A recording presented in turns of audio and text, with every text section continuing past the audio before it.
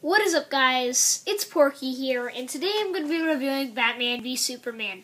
This is going to be more of a thoughts on review, and it's spoiler-free since it just came out a few days ago.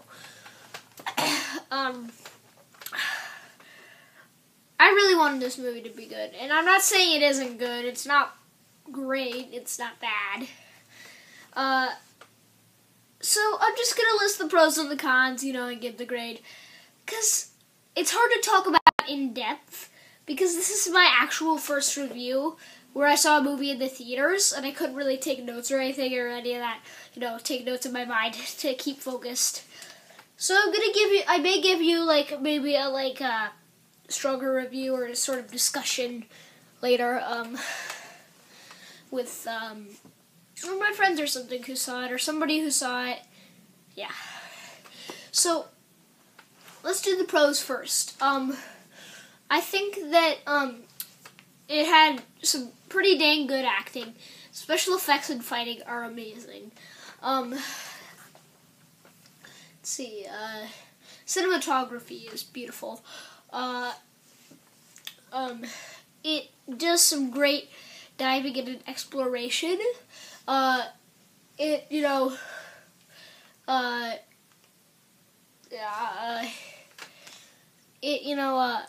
It's heavy with, cool stuff, it's got emotion, it's, yeah. Those are all the pros. And those are on a scale of 1 to 10 on how hard they are, they're about a 7. So that's pretty dang good. But there is so much wrong with this movie also. They just dump so much information on you and expect you to follow the story. It's just here you go, shove it down your throat. It's just oh my gosh, how can I keep up with this? And, there's so much that needs to be cut out of the movie. It's 2 hours and 2 hours and a half. And it just feels it feels very long. It should have been named Batman v Superman. It should have been just named Superman Dawn of Justice. Batman was the best part of the movie, but it's a Superman movie with a lot of Batman in there. I was super excited, and it just kind of disappointed me. The fighting, there's a lot of fighting. And I do understand, they cut, they had to cut it. But the movie is 2.5 hours long. Now, originally the director wanted to make it rated R, but he wanted to go for the PG-13 rating, milking some more money out of our pockets. He had to cut a lot. Now, this movie's 2 hours and a half. I'm still sick. Sorry, I'm breathing through my mouth.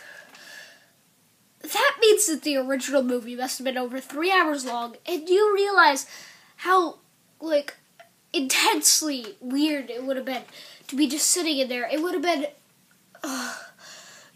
there's so much wrong with this movie. There's stuff that needs to be cut out. There's some good stuff, there's great stuff, but there's also bad stuff. And, the bad stuff somewhat outnumbers the good stuff. The good stuff is great, though. And I love it, and it does some great exploration. And, the characters are strong. They change kind of their personalities. For example, Batman does kill. That's not a spoiler! Shut up!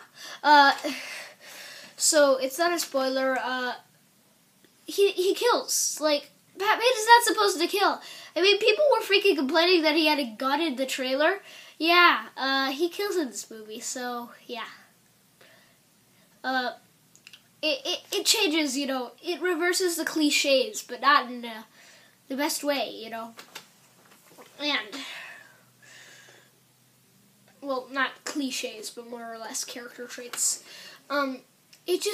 I'm not saying that it's a bad movie.